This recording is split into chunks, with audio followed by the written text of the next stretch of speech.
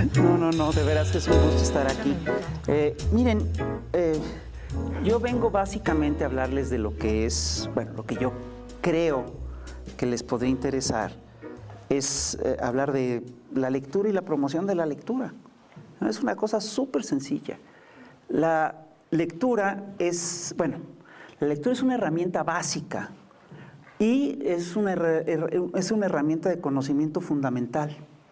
Yo estoy convencido de que los libros son el objeto cultural más importante de la cultura occidental. Es el que transmite información, ha transmitido información y conocimiento durante siglos. Y es un objeto que sigue teniendo un gran respeto entre ciertos sectores.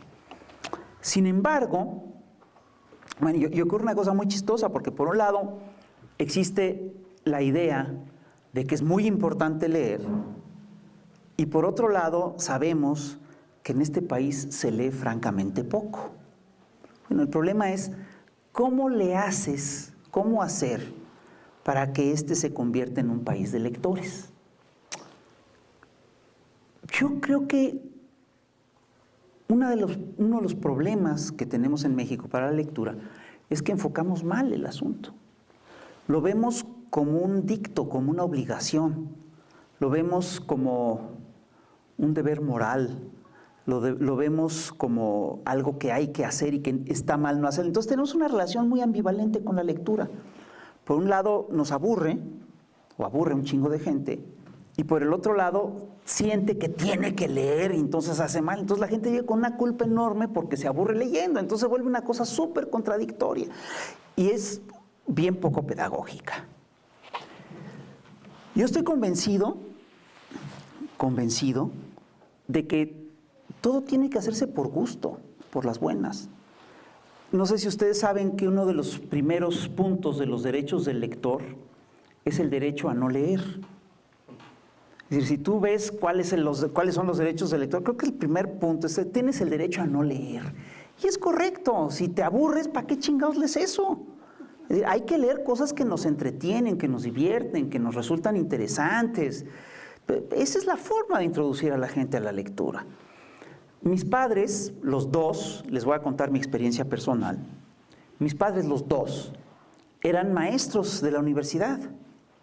Entonces, cuando yo era chico, mi hermana y yo éramos chicos, se fueron por Madrid, hicieron un viaje a España y trajeron las maletas llenas de unos libros que eran muy bonitos, que eran la colección Araluce.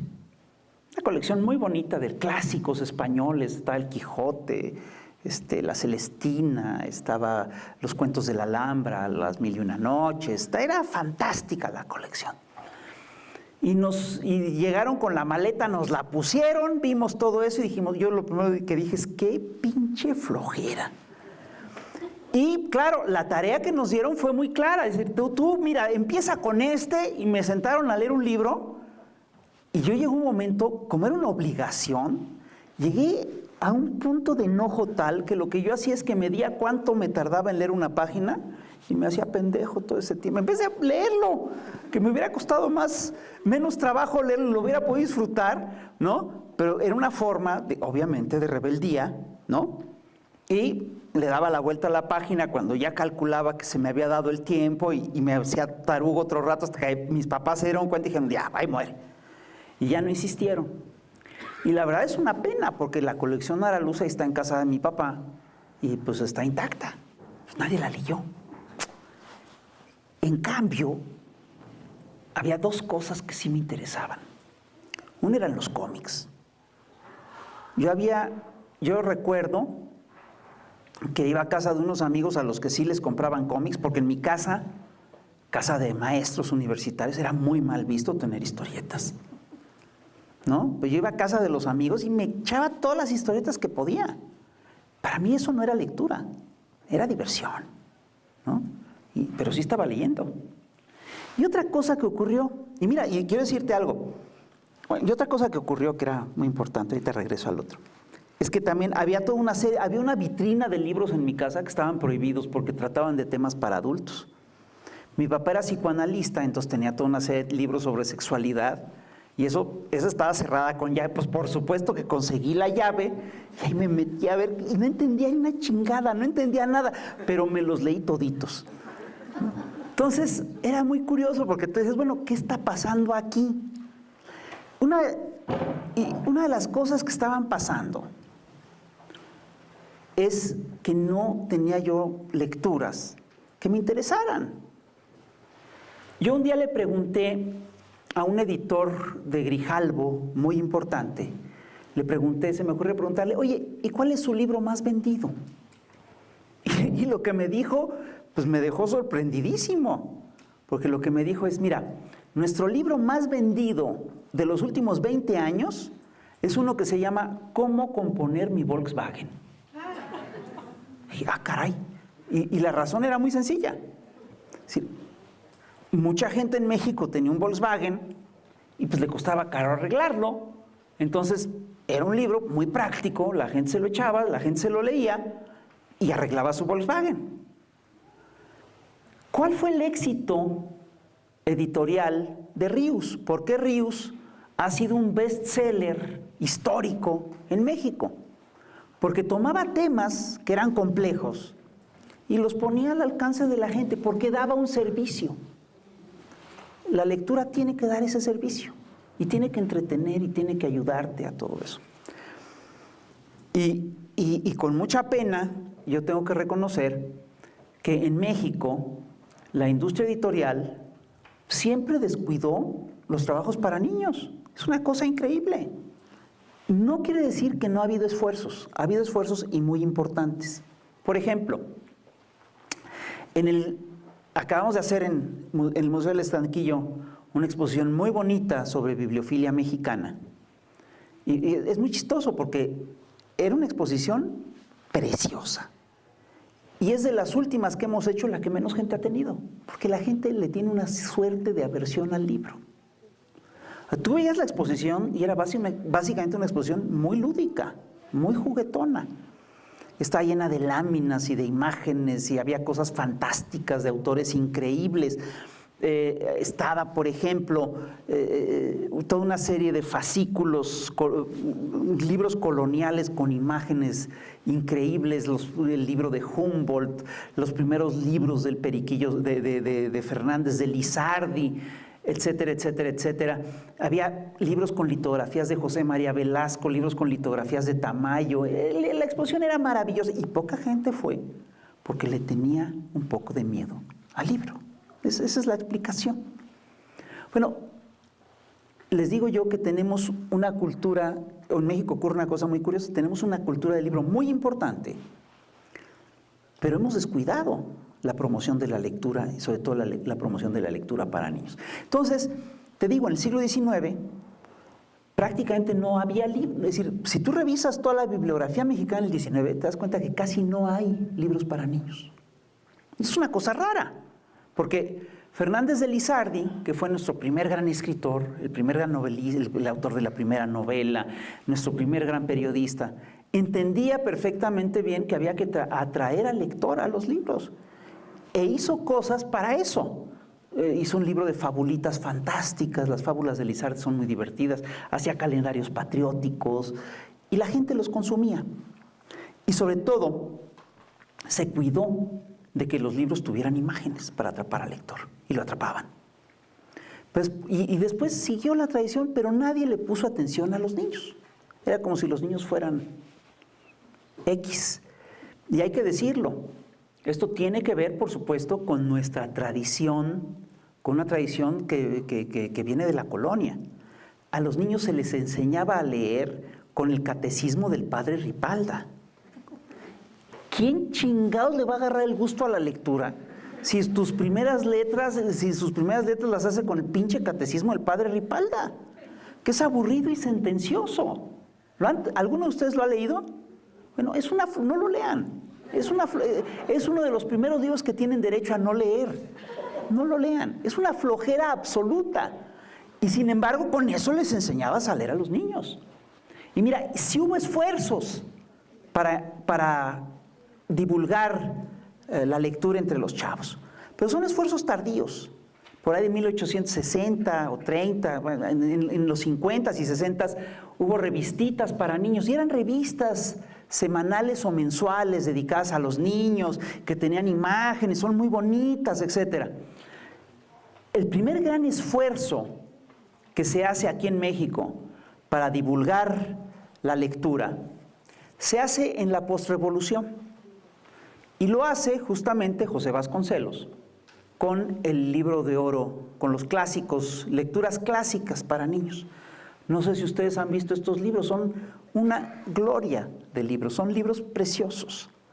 Son los libros grandes que tienen grabados de Gabriel Fernández Ledesma y están ilustrados con unas láminas a color maravillosas de Roberto Montenegro. Esas yo sí las leía, porque me llamaban la atención los dibujos y luego quería entender qué decían, cómo se explicaban los dibujos, en fin. Pero es chistoso porque desde entonces, desde las lecturas clásicas para niños y desde que se estableció el libro de texto gratuito, sí se estableció una suerte de tradición de escritores para niños, de literatura infantil, pero era dirigida estrictamente a los libros de texto gratuito. Entonces, hemos tenido grandes ilustradores, Alberto Beltrán, Palleiro, son ilustradores francamente muy buenos para niños. Pero eso en ningún momento se reflejaba en que ni la SEP ni ninguna otra editorial hiciera ediciones para niños. Perdón, es una estupidez, no sé si se dan cuenta de lo que estamos diciendo. Cuando yo era chavo, ya hace mucho tiempo, no había libros para niños. Los libros para niños eran los únicos que estaban a la mano, eran los clásicos europeos, los hermanos Grimm, los cuentos de Perrault, los cuentos de Andersen, y para de contar. Bueno, toda esa serie, pues, La Caperucita Roja, Los Tres Cochinitos, y eran libros verdaderamente chafas, con pésimas ilustraciones, o lo mejor que podías conseguir era de repente una edición gringa que reproducía ilustraciones de Arthur Rackham y de Edmond Dulac, que eran muy bonitas, etc. Pero no te agarraban. Y sobre todo eran libros así con letra muy chiquitita y No eran libros que dieran un servicio. No estaban pensados para los chavos. Lo que sí había, y esto lo entendió de mala manera José Vasconcelos, porque José Vasconcelos busca elevar el nivel educativo de la población mexicana, hace unas campañas de alfabetización fantásticas que cubren toda la República, hacen sus caravanas culturales, sus misiones culturales, etc. Y cuando la gente aprende a leer, ¿qué es lo que lee? Lee cómics. Y esa fue una de las grandes decepciones de Vasconcelos. Vasconcelos quería que todo el mundo se pusiera a leer la Ilíada y la Odisea y el Quijote y quién sabe qué. Pues ni madre, la gente lee a Popeye y lee a Terry y los Piratas. Es lo que los entretenía. ¿Por qué? Porque era un público que necesitaba apoyarse de la imagen para entender las historias. Era un público que salía del analfabetismo. Había un gran analfabetismo funcional. Y entonces, con todos sus problemas, la industria de la historieta es la que ayudaba a que el analfabetismo funcional no pasara a ser un analfabetismo completo. Y alrededor de la industria del cómic se creó una industria editorial mexicana inmensa. ¿Qué es lo que leían los mexicanos en el siglo XX? Entre 1920 y 1980, los mexicanos leyeron sobre todo historietas. Y mira, y ahí va. Los datos duros son muy impresionantes. Tú revisas, yo recuerdo que en una ocasión, en La Jornada, donde yo trabajaba, cuando Octavio Paz ya era premio Nobel, una editorial publicó a plana entera un desplegado celebrando que el último libro de poesía de Octavio Paz, premio Nobel, hubiera vendido en 3 meses 26,000 ejemplares. Es un chingo para un libro de lectura. Bueno, ese mismo año Irene Herner saca un libro que se llama Mitos y Monitos, en el que pone claramente cuáles eran los niveles de venta de las historietas mexicanas. Mientras Octavio Paz vendía 26,000 ejemplares en 3 meses o en 2 meses. Calimán vendía 2,5 millones de ejemplares a la semana. Ahí está el problema. Lágrimas y risas te vendía 1,5 millones. Y tú ibas a la industria editorial y te dabas cuenta de que si un título vendía menos de 90,000 ejemplares a la semana, lo retiraban porque no estaba funcionando. No es que la gente no leyera, es que la gente estaba leyendo eso. Estaba leyendo cómics. Entonces, a mí me tocó en suerte, con una serie de compañeros, en los 80s, que por primera vez llegaran al mundo editorial editores que entendían la importancia de hacer libros para niños, porque no lo sabía. Les digo, los libros para niños que había en los 60 eran Linterna Verde, Flash, Superman, Los Cuatro Fantásticos, El Hombre Araña. Por eso tienen el éxito que tienen estas películas todavía. Lo mismo pasaba en Estados Unidos, ¿eh? Es lo que la gente leía. Entonces, yo recuerdo que a mí me dio mucha emoción.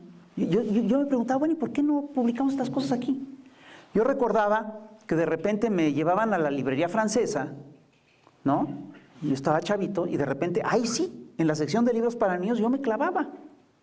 Me metía y me ponía a leer y la verdad había unas piezas fantásticas y había ilustradores que se me quedaron en la cabeza y que siguen siendo muy buenos. Es decir, a la fecha te puedo decir que sí eran buenos. Es decir, me gustaron en aquel entonces y sí, hoy en día te puedo decir, pasado el tiempo, yo te puedo decir que sí son clásicos. Tommy Ungerer, Maurice Sendak, ilustradores muy padres. Y entonces me cayó el 20 de una cosa muy curiosa. Aquí en México tenemos una tradición literaria muy curiosa, porque es de élites, de muy alto nivel, tienes escritores notables, etcétera, pero ni uno de esos escritores consideró durante un tiempo como un trabajo serio la literatura infantil. Entonces, por ejemplo, tú vas a Alemania y perdóname, los hermanos Grimm son considerados una de las cumbres de la literatura romántica. En la literatura inglesa, La Isla del Tesoro de Stevenson es uno de los clásicos de la literatura. ¿Cómo que no? Y además es un librazo, perdóname, es un libro que te tiene en vilo todo el tiempo, lo lees a mi edad y te emocionas. Y todos los grandes escritores ingleses, todos, han escrito al menos un libro para niños. Pues Dickens escribió, por ejemplo, la de Navidad, The Night Before Christmas, ¿no? La noche de antes de Navidad, que es un clásico de la literatura. Y todos le dedicaron una parte de su trabajo a los libros para niños. Cítenme un libro para niños de Octavio Paz, por favor. No hay. Cítenme un libro para niños de Carlos Monsiváis. No hay. Jorge Ibargüengoitia escribió varios libros para niños. Jorge Ibargüengoitia, que estaba hecho para eso. Tenía una capacidad narrativa fantástica, tenía sentido del humor, tenía una pluma muy fluida. Escribió libros de cuentos para niños, pero no había ediciones de esos libros, estaban incluidos en libros para adultos. No es sino hasta fechas recientes que el Fondo de Cultura decide tomar estos libros de Ibargüengoitia, los ilustra con Magui, y la verdad son libros fantásticos. Son libros padrísimos, muy divertidos. Bueno, a mí me tocó que empecé a trabajar, entré al campo de trabajo en los 80s, y empezó a haber editores que quisieron hacer libros para niños. Y miran, yo era caricaturista. ¿Saben por qué me invitaron a mí? Porque no había ilustradores, no existía el oficio y necesitaban de repente que un libro saliera rápido. Y dijeron, pues que hace un dibujo por lo menos al día, porque se lo eche. Y pues me lo eché y la verdad lo disfruté muchísimo haciendo el trabajo. Y lo mismo ocurrió con los escritores. De repente empezaron a invitar escritores a que hicieran libros para niños. Era una pinche novedad, nadie lo hacía. Y nos pasó un poco lo que pasó con el cine mexicano en su época de oro, que no había nada y que de repente salieron grandes estrellas. ¿no? Es decir, tú revisas el cine mexicano en la década de los 20, pues no había nada. Y en los 30s y 40s ya era una industria importantísima, porque el talento ahí está. Las herramientas ahí están, pero no existía la tradición de hacer el trabajo. Y la verdad, tú ves los primeros cuentos, los cuentos de esta generación. Bueno, y te digo, en el siglo XX, fuera de los libros de texto de Vasconcelos, se hicieron algunos intentos por hacer literatura infantil. Está un libro de cuentos que se llama Campanitas de Plata, ilustrado por Díaz de León.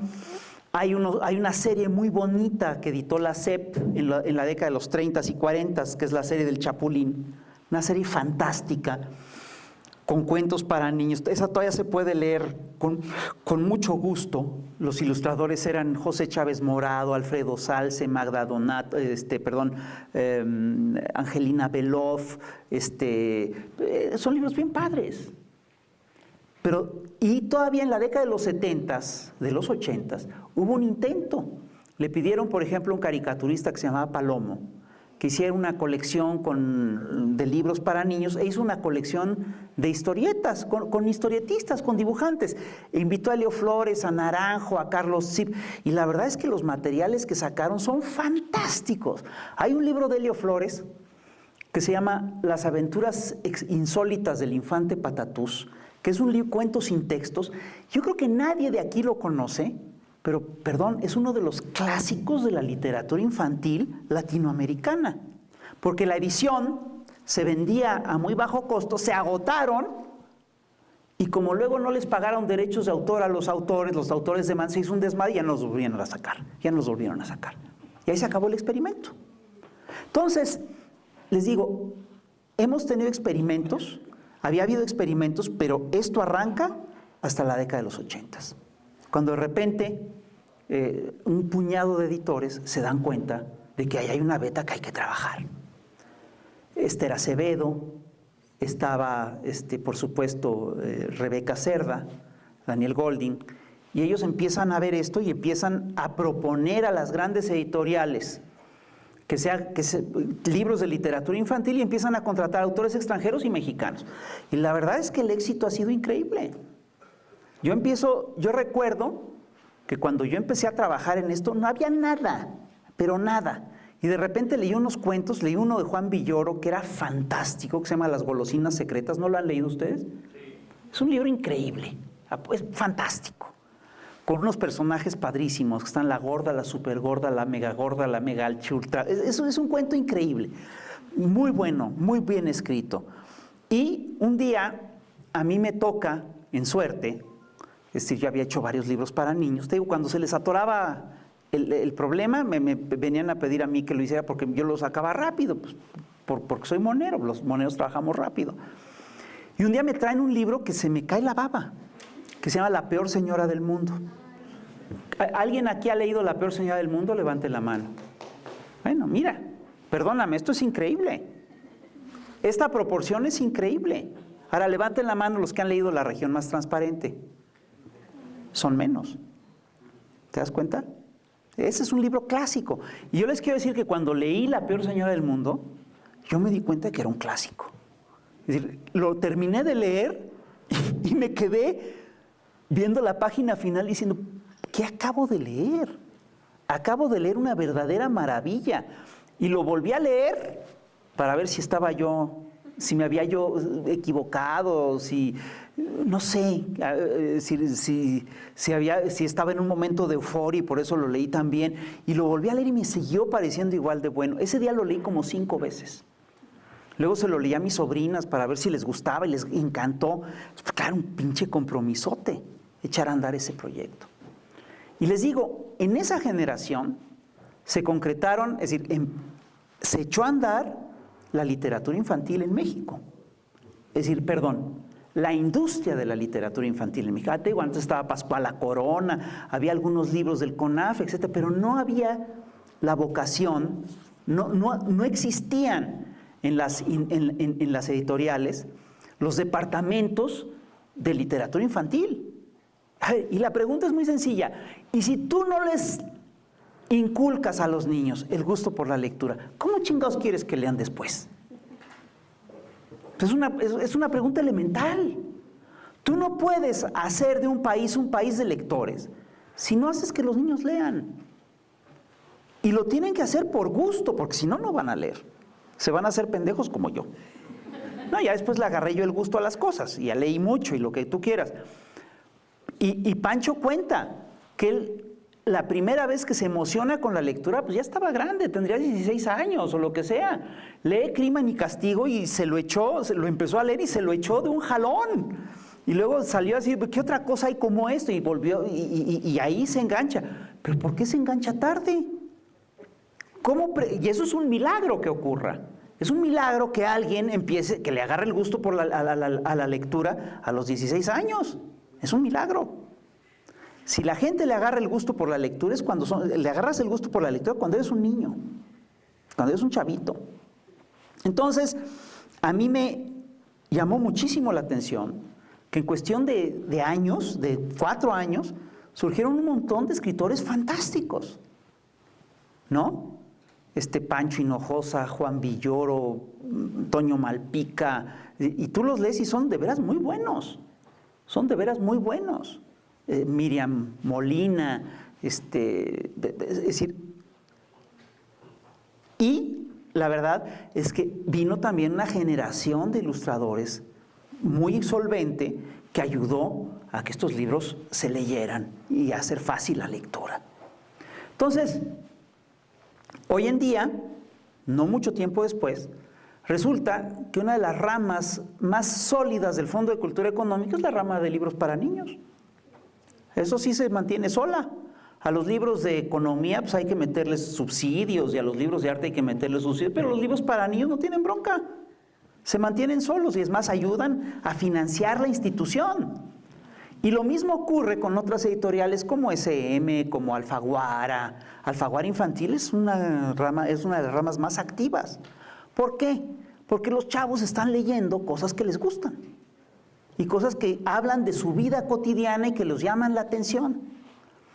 Y tú tienes, por ejemplo, que esa generación de escritores, la generación de escritores en la que está Pancho Hinojosa, Juan Villoro, incluso Nacho Padilla, aunque es posterior, ¿no? Es una generación que, entre otras cosas, puede vivir de sus regalías porque venden libros para niños.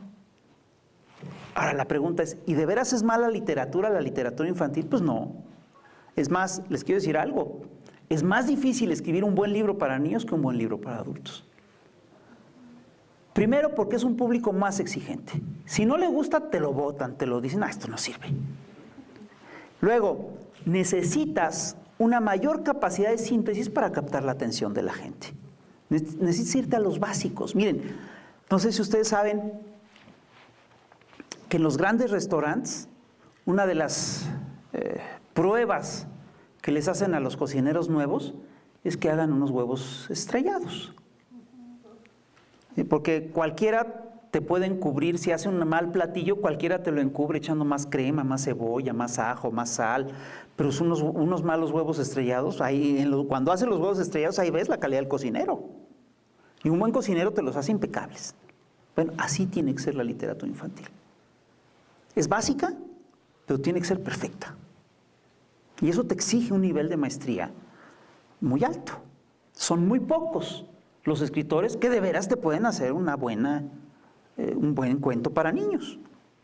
Y yo estoy convencido de que muchos escritores, de los clásicos escritores mexicanos, no se lanzaron a hacer libros para niños porque sí era muy difícil, porque sí es bien complicado, y porque no había mercado, y porque era visto como algo menor, todo juega. Y el resultado es padrísimo, porque ahora sí tenemos gente, chavos, que ya leyeron por gusto. ¿A poco no está toda madre? ¿A poco no es mejor? Entre la colección Araluce y haber leído los libros del fondo, pues yo hubiera preferido los libros del fondo, de La orilla del viento, por supuesto, 1000 veces. La lección de esto es muy sencilla. Si queremos que México sea un país de lectores, hay que inculcarle el gusto por la lectura a los chavos. Si no, estamos haciendo puras pendejadas, ¿eh? Mientras no hagamos eso, estamos mal, estamos equivocados. ¿Cómo les inculcas la lectura a los chavos? Bueno, tienes que tener buenos libros, libros atractivos, con buenas imágenes, que les llamen la atención. Tienes que tener historias con las que se puedan relacionar. Y la última cosa que es muy importante, es muy importante que los papás lean con ellos. Si el papá y la mamá o la mamá les leen los cuentos a los chavos, los papás se van a divertir y los chavos van a vincular la lectura a un momento de calidad con sus padres, con las gentes que más quieren. Y si logras hacer eso, ya va a ser muy difícil que el chavo no lea. Y además quiero decirles una cosa, vivimos en un periodo extraordinario, pero verdaderamente extraordinario. Los grandes literatos hablan muy mal de Harry Potter y de J.K. Rowling, pero yo le daba el premio Nobel de Literatura mañana. Y por una razón muy sencillita, porque cambió la forma de leer en el planeta. Antes de Harry Potter, los niños no te leían una novela de 100 páginas. Con Harry Potter te encuentras con que niños de 8 años, de 7 años, se chutaban mamotretos de 700 páginas y que no los podías parar. Les dio el gusto por la lectura a millones de chamacos. Perdóname, eso es una hazaña cultural. Eso es importante, eso es clave.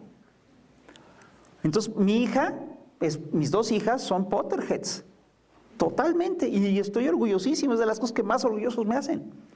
Se morían, es decir, esperaban con ansiedad la llegada de las últimas novelas, es decir, ¿cuándo va a salir, papá? Porque mira, que quién sabe qué yo quiero. Me parecía fantástico. Hoy en día ocurre una cosa muy curiosa, porque les decía yo hace rato que el libro es el objeto cultural más importante de Occidente. Sin embargo, las plataformas están cambiando. Incluso los propios libros están cambiando de plataforma. Ya están los iBooks, ya están todo ese tipo de cosas, ¿no? Pero la gente lee mucho, por ejemplo, hoy en día lee más de lo que uno se imagina. Cuando yo era joven, nunca escribíamos cartas. ¿Cuántos mails escriben ustedes al día? ¿Cuántos textos y mensajes escriben al día? Pues un chorro. Mis hijas se la pasan texteando. Pues ya hasta yo también, ya le agarré el vicio. ¿Cuántos twitters escriben al día? Pues por lo menos uno yo, ¿no? Es decir, son costumbres que se dan. Entonces, el género epistolar, que era un género que ya la gente daba por muerto, se reactivó con las redes sociales. Y claro que esto está cambiando el universo de la lectura. Por ejemplo, el gran negocio de la industria editorial fue durante décadas el negocio de las enciclopedias. Porque fíjate, las enciclopedias resolvía lo que yo les decía hace rato. Tú tienes la obligación de leer, de tener conocimientos, de tener libros, pero te da una flojera infinita. Pues lo más eficaz es tener una pinche enciclopedia ahí, porque ya tienes una pared llena de libros. Cuando quieres la consultas, pero pues nadie se sienta a leer una enciclopedia de la A a la Z. Tienes que ser Ignacio Ramírez o tienes que ser una cosa así. Para hacer una cosa así, nadie más lo hace. Bueno, las enciclopedias se murieron cuando llegó Wikipedia, perdón. Con Wikipedia las enciclopedias se fueron al baño. ¿Quién más? Ahora, ¿quién compra la británica? Pues nadie. ¿Para qué la compras? Lo consultas más rápido en Wikipedia, perdón, es que tengo una deformación profesional. En Wikipedia la consultas más rápido, ¿no? Y lo resuelves más rápido a través de las redes. Se acabaron las enciclopedias. Pero ¿sabes qué? Lo que tienen las redes sociales es que básicamente te dan información rápida en muy corto tiempo. Pero tener información, mucha información, no te hace una gente culta ni enterada. Cuando se dio la Guerra del Golfo, alguien hizo una encuesta muy curiosa que comparaba cuántas horas veías la tele y cuánto estabas informado de la Guerra del Golfo. Y resultaba que mientras más tele veías, menos informado estabas. ¿Por qué? Porque los que veían tele se la pasaban interesados en que si rescataron al soldado tal del hospital y que si la línea... Estaban dedicados a resolver cosas muy coyunturales que eran más show mediático que información. Y la gente que menos veía la tele, sí te sabía ubicar a Irán en el mapa, a Irak en el mapa, te podían ubicar. Es decir, había una cosa inversa y chistosa. ¿Eso qué quiere decir? Eso quiere decir, a mi entender, que las plataformas de las redes sociales te dan mucha información muy rápido, de consumo Es como la fast food de la información. Te dan un chorro de información muy rápido, pero para que la información funcione, tienes que tener estructuras. Estos, los que han leído Vygotsky, lo saben. Tienes que tener estructuras básicas y de ahí vas colgando la información y de ahí vas construyendo un aparato informado. Entonces no puedes sustituir con redes sociales la cultura libresca.